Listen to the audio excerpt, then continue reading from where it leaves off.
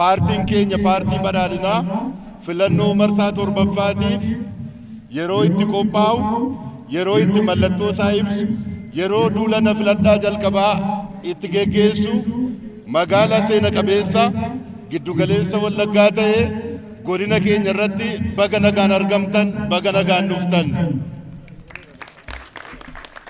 Paartiin keenya paartiin badhaadhinaa qabsoo uummataa keessaa paartii dhalateedha.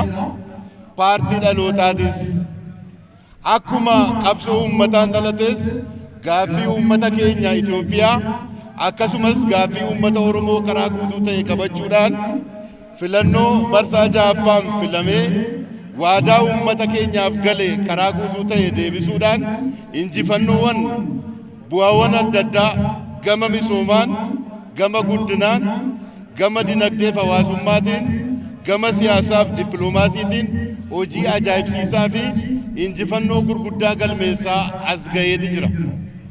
Ammas injifannoo galmeesse kana qabachaa manifestoo fuulduratti waan hojjechuun irra jiraatu keessumaa biyya keenya gara biyya fakkeenyummaa qabdu, fakkeenya Afrikaa, kaffeenya addunyaa akkasumas biyya hiyyummaaf doofummaan keessaa maqee qaroominaan, guddinaan, badhaadhinaan beekamtu akkasumas jijjiirama guddaan beekamtu gochuudhaaf hojii gurguddaa hojjechuudhaaf filannoo marsaa torbaffaatti dhiyaateeti jira.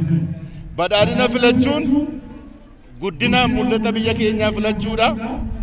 Tokkummaaf sabdaneessummaa walummaa filachuudha.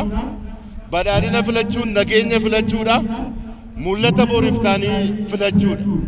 Kanaafuu paartiin keenya badhaadhinaa mallattoo bissii qamadii, mallattoo tokkummaa ta'e, mallattoo birmadummaa ta'e qabachuudhaan filannoo marsaa torbaffaatiif of qopheessee jira.